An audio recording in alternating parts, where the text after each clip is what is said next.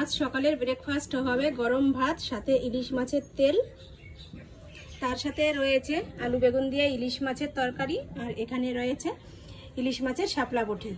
এই দিয়েই হবে আজকের ব্রেকফাস্টটা। হ্যালো বন্ধুরা, good morning, welcome back to my channel. শুরু করছি আমি আজকের ভিডিওটি। সকালবেলা রান্নাবাড়ি সবকিছু কমপ্লিট করে নিয়েছি, আর এখন খেতেও বসে পড়েছি।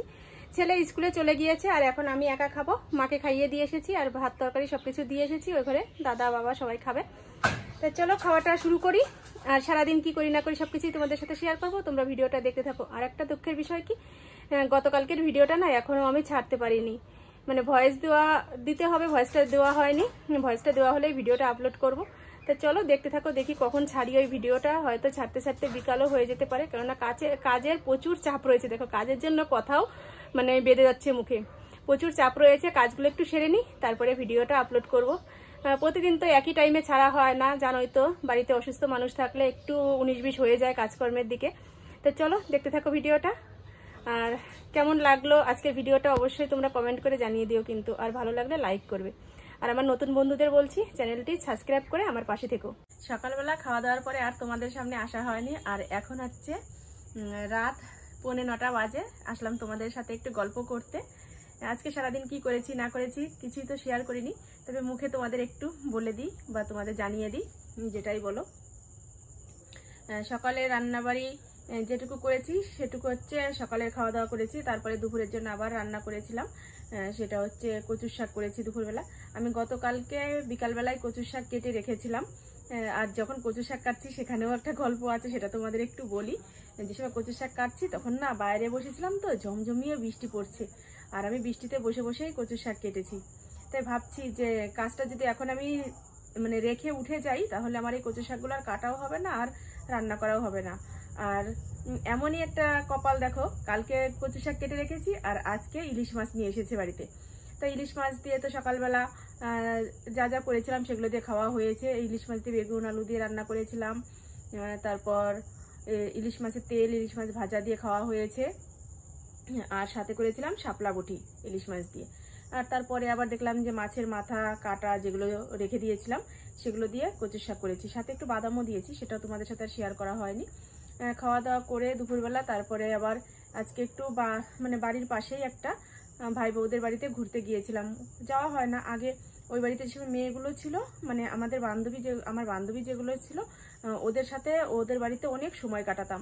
কিন্তু ওদের যেহেতু বিয়ে হয়ে গেছে, ওরা এখন তেমন আসেও না, আর যদিও বা আসে আমার সাথে সেভাবে দেখা হয় না, গল্প করার সময়ও হয় না। তাই আজকে ভাই বউর সাথে অনেক গল্প করলাম। যাওয়ার পরে আমাকে চা করে দিল, চা খেলাম।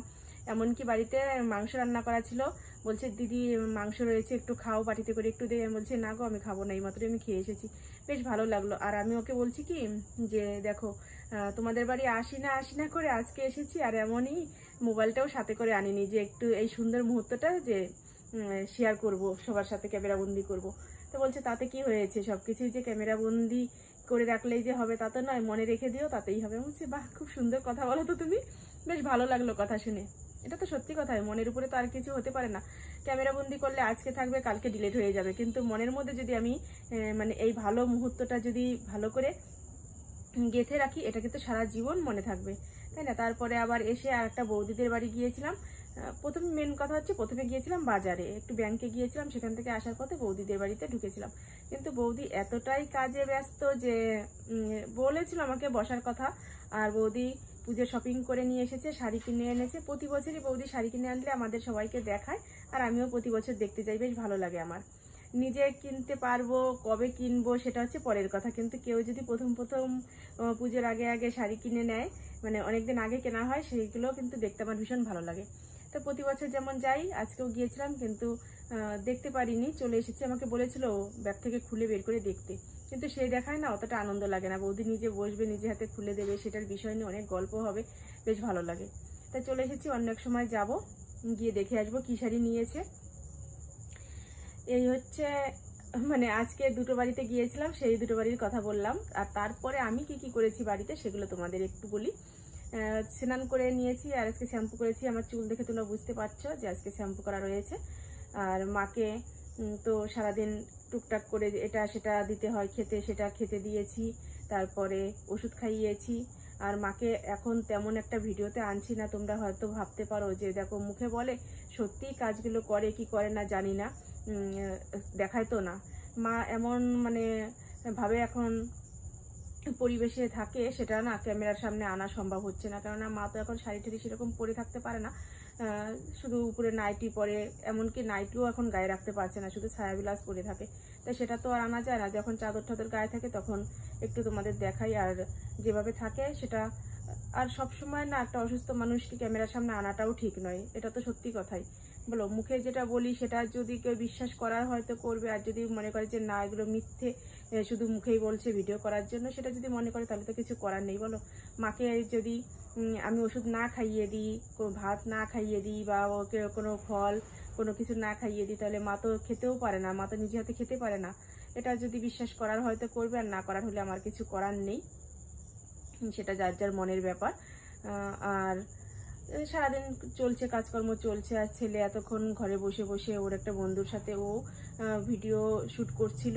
কি কি করেছে সঠিক জানি না, আমি তো যাইনি ওর সামনে, কেননা পর্দা দিয়ে নিয়ে তারপরে ও আর ওর বন্ধু ভিডিও করছিল, আর আমি এই সাইডে বসে বসে মোবাইল দেখছিলাম। তাই ভেবেছি যে একটু চা করব, কিন্তু চা করে কি হবে, চা তো খেয়েই এসেছে, এর জন্য চা করলাম না। রাত্রে রুটি বানানোর রয়েছে, রুটি বানাবো। আর রুটির সাথে কি করব সেটাই ভাবছি। সবজি কিন্তু অনেক কিছুই রয়েছে, আর তরকারিও রয়েছে রান্না করা, কচু শাক রয়েছে, বেগুনের তরকারিটা রয়েছে, এগুলো দিয়ে কিন্তু রুটি খেতে ভালো লাগে না। তাই নতুন করে কিছু একটা করতে হবে, দেখা যাক কি করি। আলু ভাজাও করতে পারি, এমনকি ডিম অমলেটও করে নিতে পারি। তা আজকে যেহেতু কোনো কাজ তোমাদের সাথে শেয়ার করিনি, তাই বসে বসে একটু গল্পই করলাম, সারাদিন কি করেছি না করেছি সেগুলো তোমাদের একটু বললাম, এই আর কি। আর আজকে হাটবার আমাদের এখানে, যেহেতু ভেবেছিলাম যে হাটে গিয়ে একটা নাইটি আনবো, কিন্তু মানে সময়ের জন্য আর যাওয়া হয়নি, অন্য এক সময় দোকান থেকে নিয়ে নেব। তো যাই হোক, চলো আজকে আর বেশি বকবক করছি না, অনেকটা বকবক করে নিলাম তোমাদের সামনে। তোমাদের নিশ্চয়ই বসে বসে আমার এই বকবক শুনতে ভালো লাগছে না, তবুও এতক্ষণ আমার ভিডিওটা দেখার জন্য অশেষ অশেষ ধন্যবাদ তোমাদের। এইভাবেই আমার পাশে থেকো, আমাকে সাপোর্ট করো, আর তোমাদের প্রতি আমার অনেক ভালোবাসা রইল। তো চলো আজকের মতো ভিডিওটা এই পর্যন্তই। তোমরা ভালো থেকো, সুস্থ থেকো, আর আমার চ্যানেলটি যারা সাবস্ক্রাইব করনি তারা সাবস্ক্রাইব করে পাশের বেল বাটনটি বাজিয়ে দিও। তো চলো, টাটা, লাভ ইউ।